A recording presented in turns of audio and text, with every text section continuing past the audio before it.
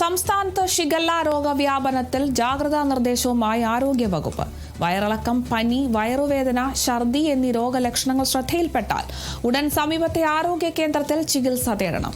തിളപ്പിച്ചാറിയ വെള്ളം മാത്രം കുടിക്കുക, കൈകൾ സോപ്പ് ഉപയോഗിച്ച് ഇടയ്ക്കിടെ കഴുകുക, ഭക്ഷണ ശുചിത്വം ഉറപ്പാക്കുക തുടങ്ങിയ മുൻകരുതലുകൾ കർശനമായി പാലിക്കണമെന്നും ആരോഗ്യവകുപ്പ് നിർദ്ദേശിച്ചു. കുടിവെള്ള സ്രോതസ്സുകളുടെ ഗുണനിലവാരം ഉറപ്പുവരുത്തുന്നതിനും ശുചീകരണ പ്രവർത്തനങ്ങൾ ഊർജിതമാക്കുന്നതിനുമായി സർക്കാർ അടിയന്തര ഇടപെടലുകൾ നടത്തി വരികയാണെന്ന് ആരോഗ്യമന്ത്രി കെ മുരളീധരൻ പറഞ്ഞു. ആരോഗ്യവകുപ്പിന്റെ പ്രതിരോധ പ്രവർത്തനങ്ങൾക്ക് പൊതുജനങ്ങൾ പൂർണ്ണ സഹകരണവും പിന്തുണയും നൽകണമെന്നും മന്ത്രി അഭ്യർത്ഥിച്ചു.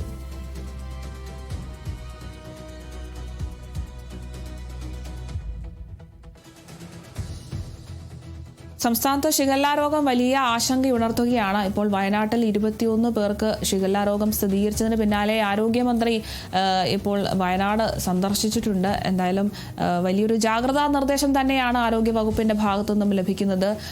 ലക്ഷണങ്ങൾ കണ്ടാൽ ഉടൻ തന്നെ ആശുപത്രിയിൽ സമീപിക്കണമെന്നാണ് ആരോഗ്യവകുപ്പിന്റെ ഭാഗത്തു നിന്നും ലഭിക്കുന്ന പ്രധാന നിർദ്ദേശം.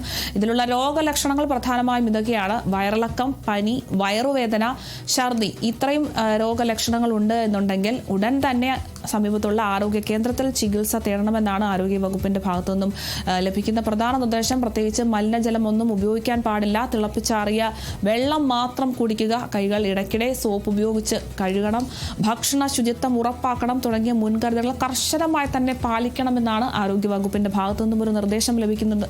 എന്തായാലും കനത്ത ജാഗ്രത തന്നെ പാലിക്കണമെന്ന് തന്നെയാണ് ആരോഗ്യവകുപ്പിന്റെ ഭാഗത്തു നിന്നും പ്രധാനമായും ലഭിക്കുന്ന നിർദ്ദേശം. എന്തായാലും വലിയ രീതിയിൽ ഷിഗല്ല രോഗം വലിയൊരു ആശങ്ക പടർത്തുകയാണ്. ഇത്തരത്തിൽ രോഗലക്ഷണങ്ങളൊക്കെ കണ്ടു കഴിഞ്ഞാൽ വയറുവേദന, വയറിളക്കം, ഛർദി, പനി, ഇതൊക്കെ ഈ ഒരു രോഗലക്ഷണം കണ്ടാൽ ഉടൻ തന്നെ സമീപത്തെ ആരോഗ്യ കേന്ദ്രത്തിൽ സമീപിക്കണമെന്നാണ് ആരോഗ്യവകുപ്പിന്റെ ഭാഗത്തുനിന്നും നിർദ്ദേശം ലഭിക്കുന്നത്. എന്തായാലും കുടിവെള്ള സ്രോതസ്സുകളുടെ ഗുണനിലവാരം ഒക്കെ ഉറപ്പുവരുത്തേണ്ടതുണ്ട്.